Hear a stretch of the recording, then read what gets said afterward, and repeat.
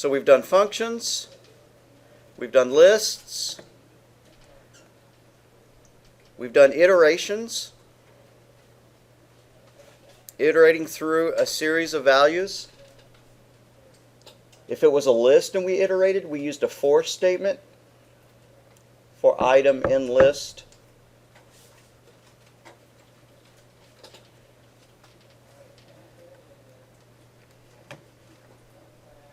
I'm going to randomly pop open somebody's flowchart for the password program.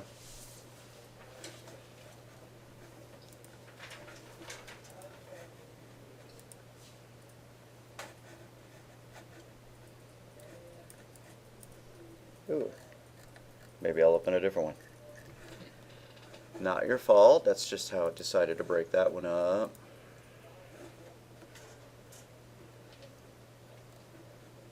Come on.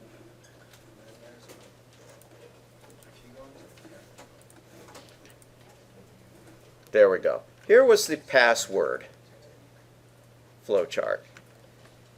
And it actually needs a few corrections, but it's a good example of how I look at flowcharts and how, I would grade one on the exam. The only problem with this one, actually, I really only see one problem. How many lines need to be leaving a condition block? You need a yes and a no line. The yes line we have been drawing, or at least I have been drawing, is always going off to the right. So it looks like there's just a missing line. Ought to be a line going from there to there, and that one ought to be yes, and then the no is the one that drops straight down. So if you remember the flowchart program, what it did is it initialized our list to empty. This actually isn't a flowchart program. This is a checking scores. Maybe the flowchart is down here. Okay. So yeah, this is a scores program. The idea behind the scores program is we ask the user for a series of scores, and then once we had that series of scores, we used a for loop to calculate the sum and the average. So we initialized our list, we made an empty list, and then we had a while loop. While the score that they typed in is greater than or equal to 0, then what do? We ask them for the score. If the score is greater than 0, we add it to our list. And then we go back up to the while loop again. And up back to the while loop again, and up to the while. And then finally they're going to type in something less than 0 to terminate the list. We're done. That's the no block. Now we need another chunk of code, which is another loop, to add up all the elements in the scores list. So come down here for score in list. For every S in list, add S to the total. It'll keep doing that until we have added every item that's in that list. And then we can calculate the average. The average is equal to that total divided by the length of the list, and we can print it out. So this is a good flowchart. The only mistake was this line should have been going over here, and that should have said yes, and then this would have been the no. So for the password program, what we did is we asked the user for a password. I don't think we actually initialized a list, but we had to initialize our counters, whether the number of spaces and the number of uppercase letters. And then we used a while loop. The only reason we used a while loop is that there's no for statement that would pull out every character from the password. So instead what we did is we sliced the password using that square bracket nomenclature. So we started I off at 0. We kept adding 1 to I. We would pull the password at that specific character out and store it in CH. And if CH was a space, we'd add to the number of spaces.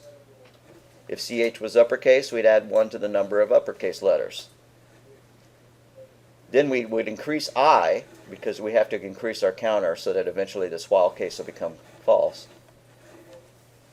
Finally, it becomes false, and we come down here, and then we have some error cases.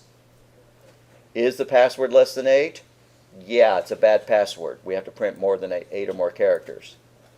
And these are actually else ifs, so they don't just bounce back to the next conditional like these did. When you have else ifs, they all go to a common place at the bottom. So if the password is less than 8, we print an error message. Else, if the number of spaces was greater than 0, we print no spaces in the password.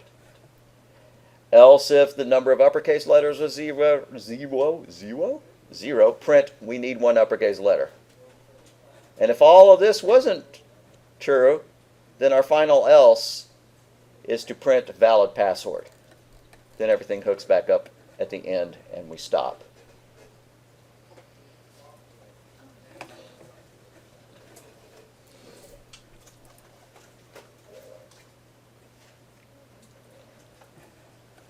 So I'm going to pop open idle, and we're just going to write a program that's going to count the number of periods. First, I'm going to do it in pseudocode. No, I'm not going to do it in pseudocode. Yeah, I am.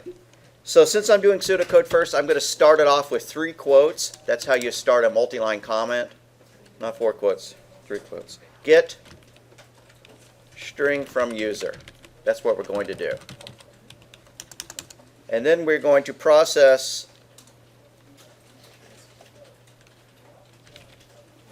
set I to 0. And then while I is less than the length of the pass of the string, we're going to get a character at that specific string. This is almost looking like programming. At that specific value, we slice that string and we get 1 specific character out of it, and then we're going to see what that character is. Is that character, if character is a period, or I could change is to equals, and add 1 to the number of periods.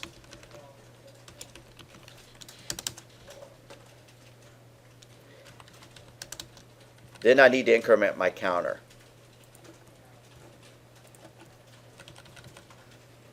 I plus equals 1. See, I said I was going to make a pseudocode, and then I made it look like code. And, well, we'll live with that. So get the string from the user, set our counter to 0. While I is less than the length of the string, we're going to pull that specific character from the string, put it in a character so we can do a comparison. Is that character equal to dot? It sure is. So add 1 to it. Then when we're done, we could print the number of periods.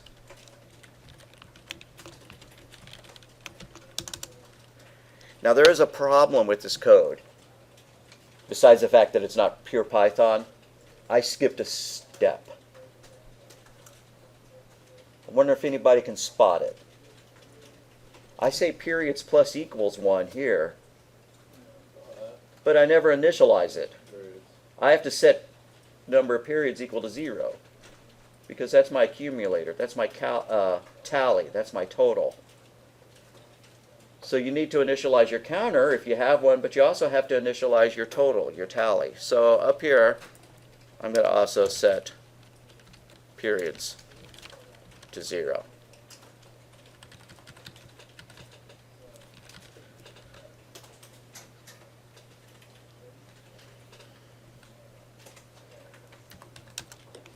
Now I'm going to turn that into actual code. I should let y'all turn it into actual code.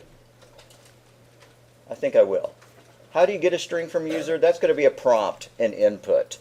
But since it's a string, we don't use that int function and then turn it into a number. So I'll do this part for you, but then I want you to do the rest of it. So string is equal to, we have been doing the prints and the inputs separately, so I'm going to do it that way. Please enter a string. And then string is equal to input, like that. Now really we could take this, cut it, and paste it in there, and that would work just as well. Do it in 1 line of code, but I've been breaking them apart because in other programming languages the input statement doesn't accept an optional print thing between there. Okay, so we've handled getting string from the user. What is set I to 0 going to be in real programmer language? I equals 0, right. And that looks Spanish. countPeriods. That's supposed to be periods. There we go. All right, so I'm going to give y'all a minute to churn on that.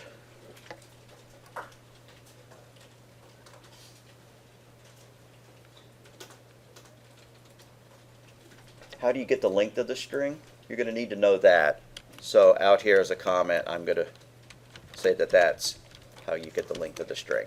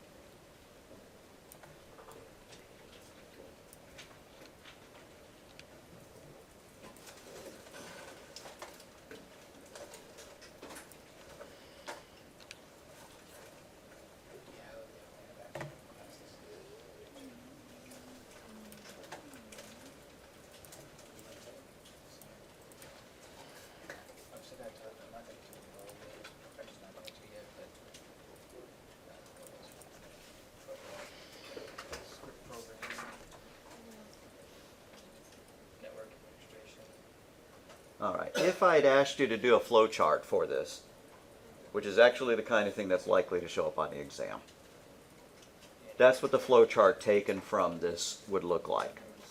And we'll do another example of that, but I'd like for you all to go ahead if you get a program done to work on flowcharts as well.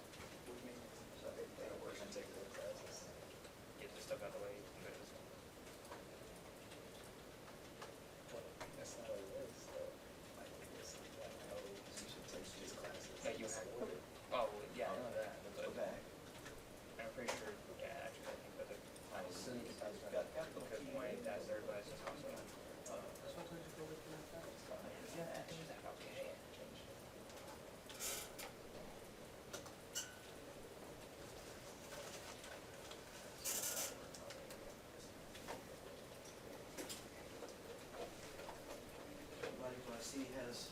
flowchart on the screen. I'm going to assume you have the program working.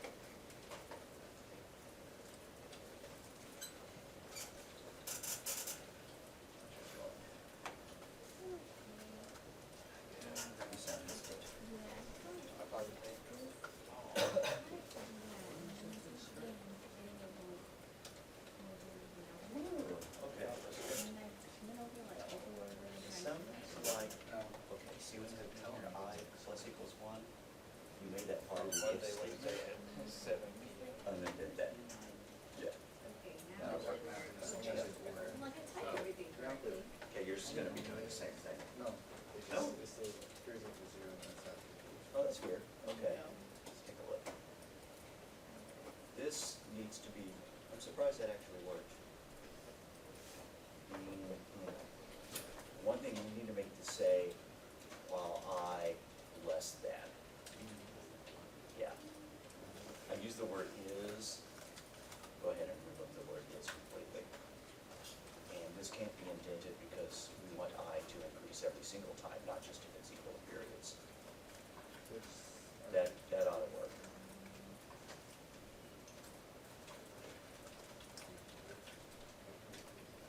Okay, cool.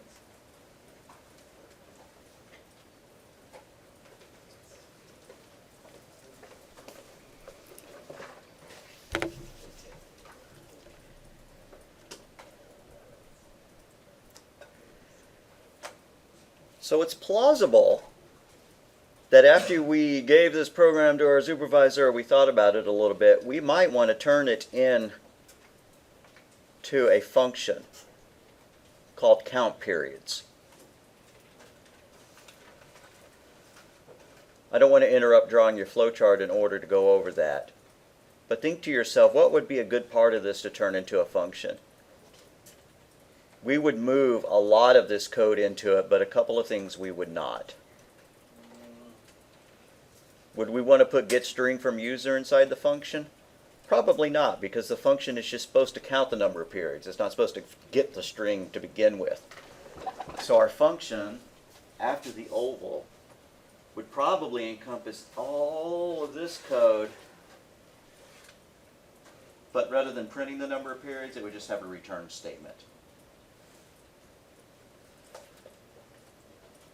So after a while, I may copy and paste this and turn it into a function.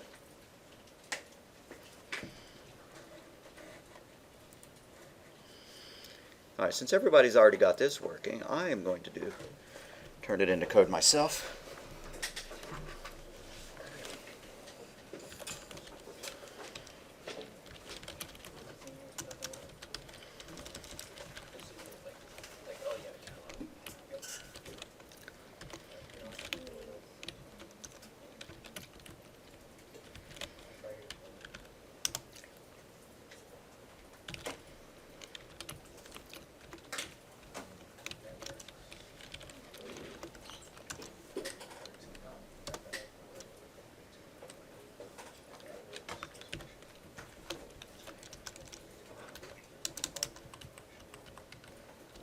All right, I'm making a mistake in this, and the reason I'm making the mistake is because about 3 people did the same thing, and it's an easy mistake to make. So I want somebody to tell me, once I get this code up here, what I did wrong. Yeah, I should not indent that. Why? Because that would only increase I if it was looking at a period. Which would work great if the entire string was periods, but what's the likelihood that the entire thing is going to be made out of periods? So we would want to do that.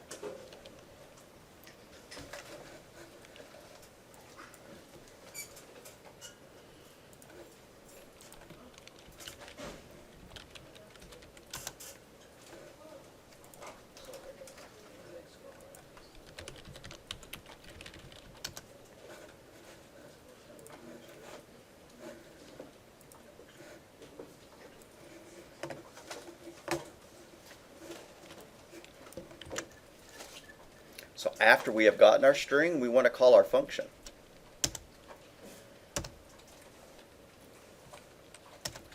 Periods is equal to countPeriods inside count the periods that are in the string. Then print that out.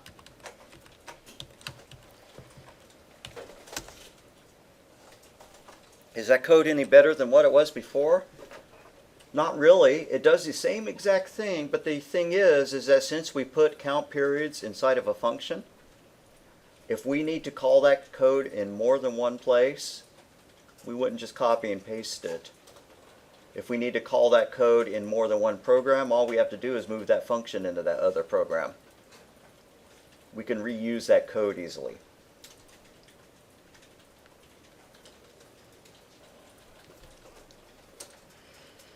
So I'm going to take the code as it was originally and paste it into Flowchart just so that it's not lost forever.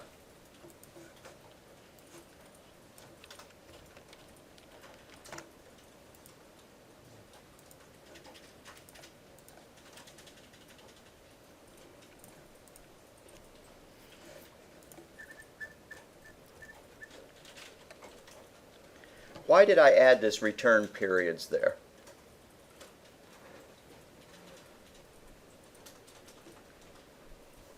When I wrote my function.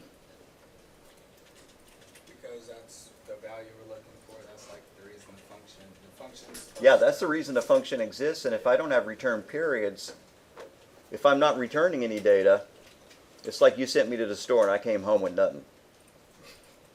So I want to return with something. I want to return the number of periods we counted. If there was no return statement here, then there would be nothing stored in periods here. Type in 3 dots and then put ellipses. Why does a shell do that? It converted your 3 periods into ellipses.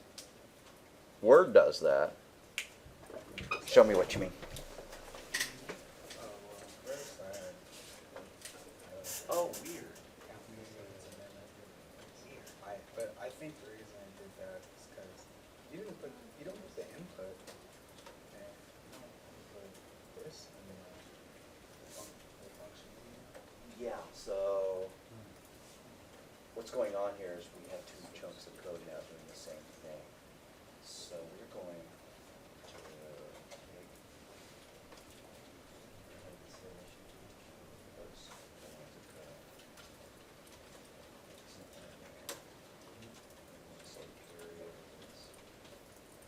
That's interesting. What is that? And we can turn out the number of periods here.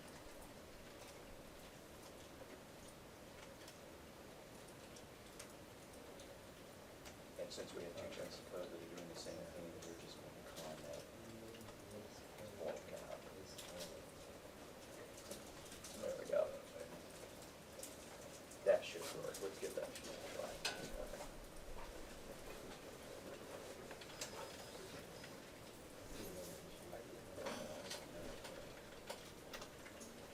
Okay, yeah. That's why.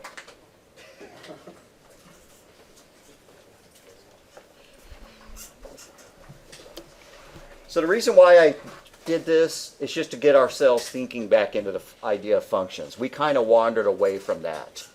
I think we used it. No, we didn't even use the idea of functions in that program where we did the turtle, Simon Says, I don't think. I'd have to go back. Yeah, I think we did. I think we had a function. The function was called Simon Says. How do you, when you define a function like in flowcharting, how do you loop it back into the actual program? Like, how would you? Yeah, I'm going to copy all of this flowchart and change it to match our function.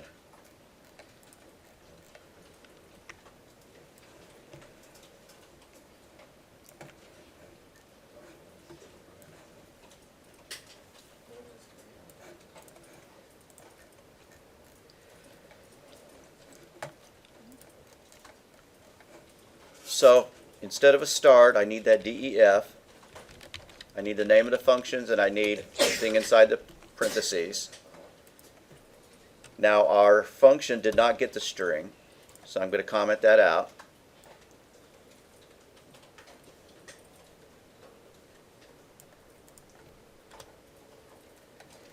and then it did not print the number of periods. All it did was return. So I'm going to change the stop to a return.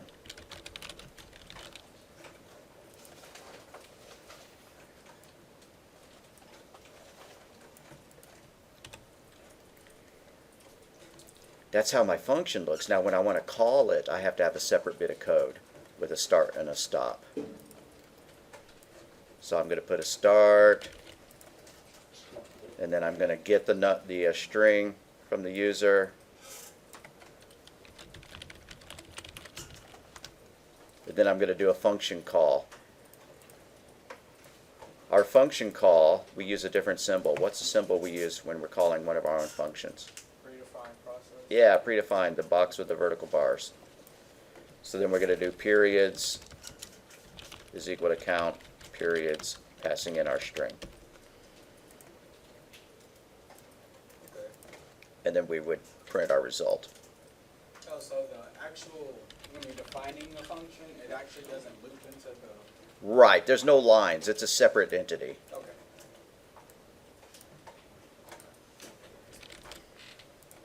I just forgot we haven't done it in a while. Right, yeah, that's why we're mentioning it again.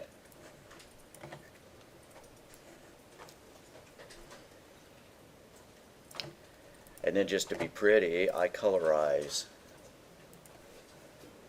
my function call and the function definition so that they leap out at me like that. Okay.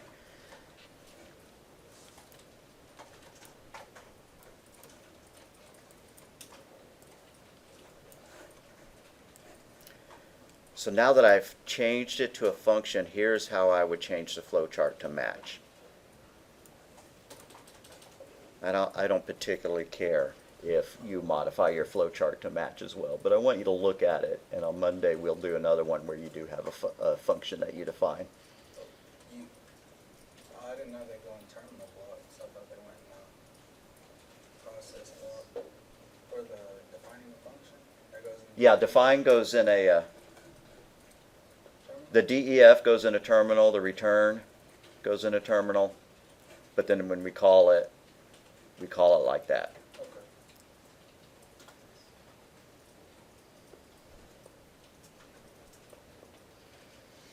And in some languages, everything is inside a function. You don't just have a start and a stop here. Your function is called main. You have the main function. That's the way C++ works. You have a main function, and so if you were going to flowchart C++ and make it look exactly like this, or Java, then you'd probably have the word main up there rather than start.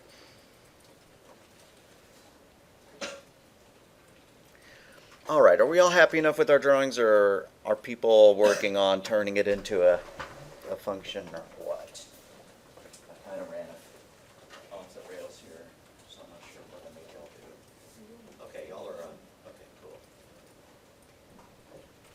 A lot of people are doing the function version of it as well. That's cool. That's okay if you don't.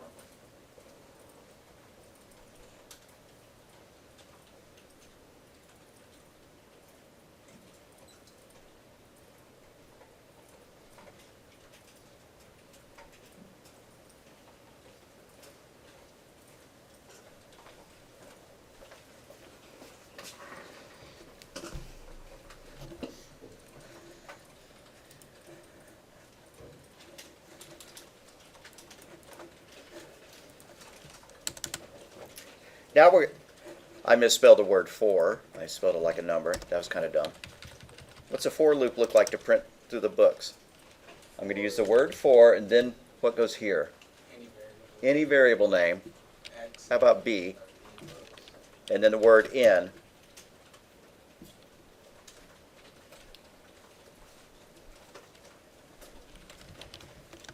Now we'll print that book out. Print B out.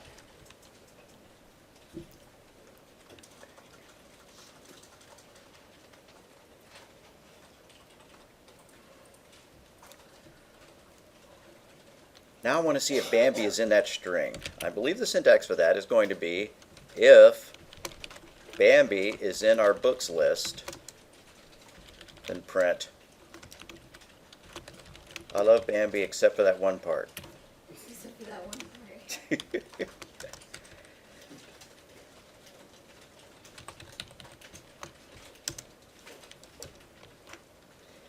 And just for thoroughness, I'm going to add an else, even though I didn't say to do that up in my comments, just so that I know it's doing one or the other. Why no Bambi? That's my else.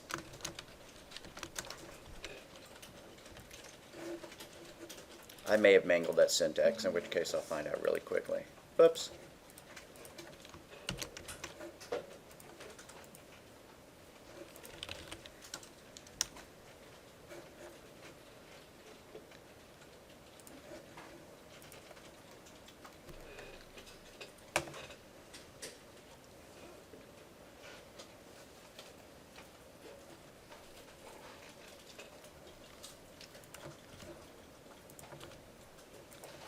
Once you get that going, append another book to the list. Then insert a book at the beginning of the list.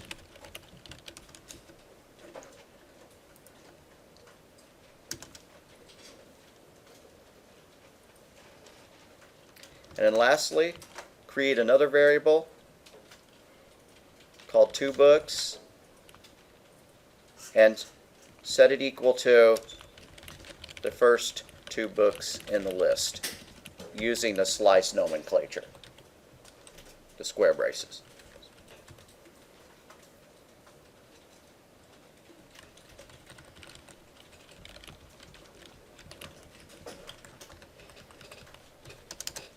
Appending to the book is pretty easy, right? How do we do that? Books not append. Yep, books.append, and we add our new piece of data. Does that go in parentheses or right? Okay. It's a function call, so we do it in parentheses.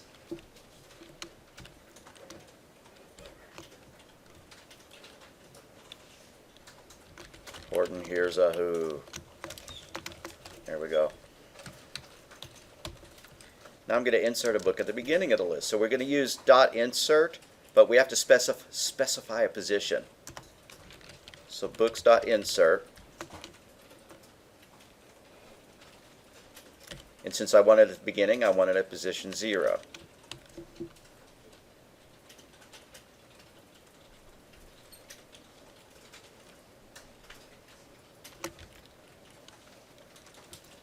The Hunger Games. That's another good kid book. Here we go.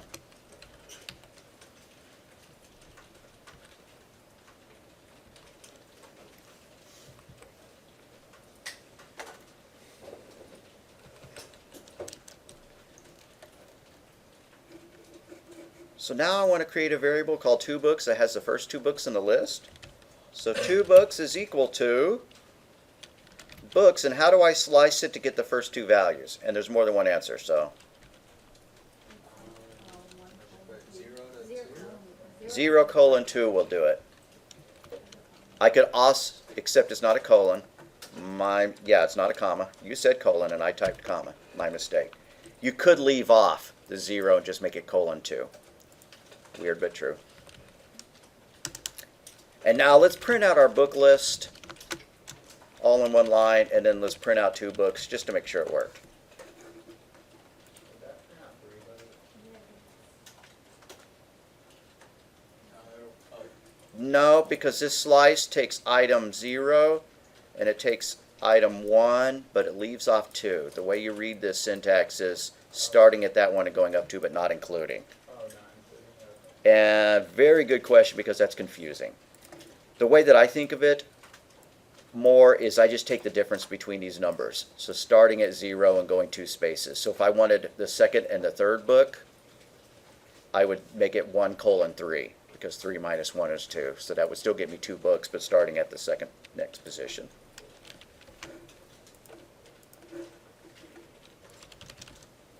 Ooh, books is not defined. I got the same.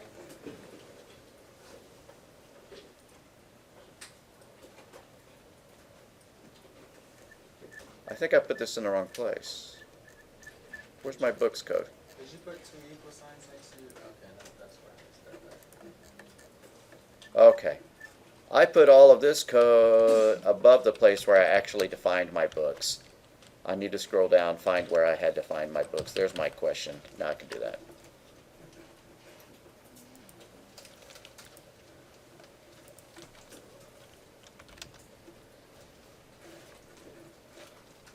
All right, and it seems to be working.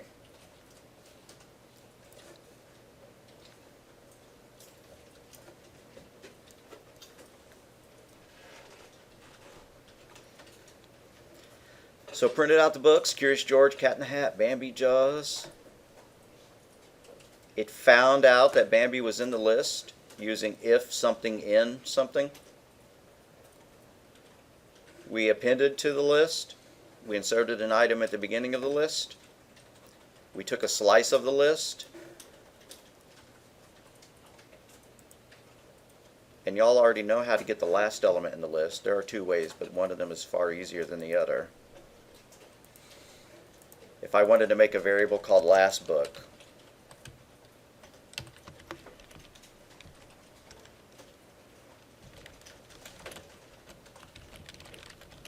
how would I do that? Yeah, I would use -1. Last book is equal to books, -1.